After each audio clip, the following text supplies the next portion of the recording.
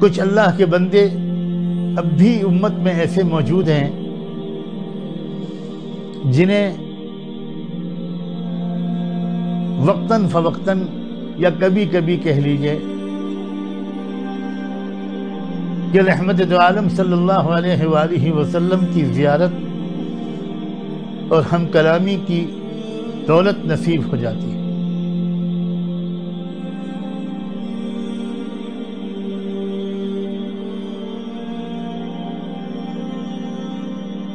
ایسے ہی ایک بندے کو حال ہی میں 2 بار رحمت دو عالم صلی اللہ علیہ وآلہ وسلم کا دیدار اور کچھ ارشادات سننے کا شرف حاصل ہوا۔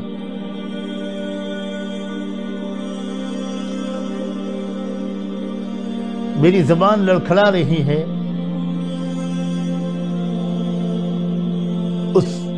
ان باتوں کو نقل کرتے ہوئے جو ان دونوں موقعوں پر اللہ کے رسول صلی اللہ علیہ وآلہ وسلم نے اپنے اس امتی سے ارشاد فرمائی، لیکن امانت کے طور پر آپ تک پہنچانے کی کوشش کرتا ہوں، اور اللہ کرے سچے دل سے میں سب سے زیادہ اپنے آپ کو ہی اس کی وجہ اور مخاطب سمجھ سکوں، کسی ریاکاری کے بغیر۔ ایک بار کی زیارت کے موقع پر اللہ کے پاک رسول صلی اللہ علیہ وآلہ وسلم نے ارشاد فرمایا کہ میری امت نے میرے دین کو ڈھا دیا۔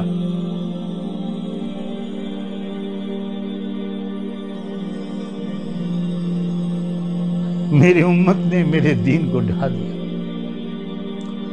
بہت مغموم شکل میں نظر آیا آپ، اور ایک ایسے مکان میں نظر آئے جس کی چھت گر چکی تھی۔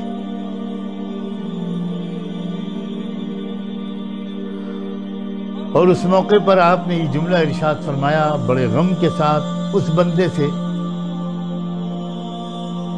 کہ میری امت نے میرے دین کو ڈھا دیا۔ اور دوسری بار پھر تھوڑی دن کے بعد پھر زیارت نصیب ہوئی، تو اس بندے کے کہنے کے مطابق رحمت دو عالم صلی اللہ علیہ وآلہ وسلم نے جو جملہ ارشاد فرمایا وہ کچھ اس طرح کا تھا کہ میرے اپنوں نے مجھے چھوڑ دیا، میرے اپنوں نے مجھے چھوڑ دیا، میرے اپنوں نے مجھے چھوڑ دیا۔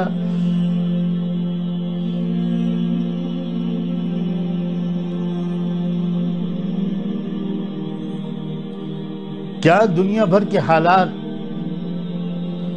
حرمین شریفین سے لے کر پوری دنیا کی مسجدوں تک کا بند ہو جانا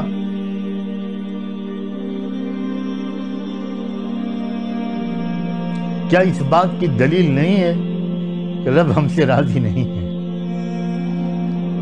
رب ہم سے راضی نہیں ہے۔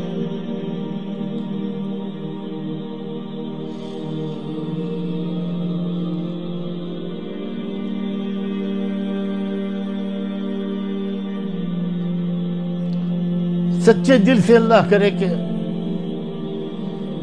یہ اعتراف ہم میں سے ہر ایک کو اور سب سے زیادہ اس کہنے والے کو نصیب ہو جائے کہ اللہ شاید یہ میری ہی گناہوں کی سزا مل رہی۔ ہر شخص سوچے بس اس رمضان میں مختصر سی بات اس وقت کرنا چاہتا ہوں۔ اس رمضان میں سب لوگ اپنے رب سے لپٹ جائیں، قدموں پہ پڑ جائیں، منا لیں، راضی کر لیں، راضی کر لیں، راضی کر لیں۔ روزمرہ کے مشغلوں کو بہت کم کر دیں۔ میں ان ماؤں سے بھی کہتا ہوں، بیٹیوں سے بھی کہتا ہوں، نوجوانوں سے بھی کہتا ہوں،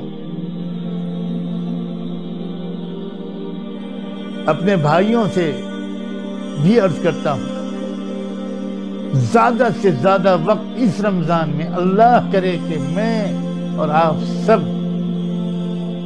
دعا میں، معافی مانگنے میں، توبہ کرنے میں، تلاوت کرنے میں اور درود شریف میں گزاریں۔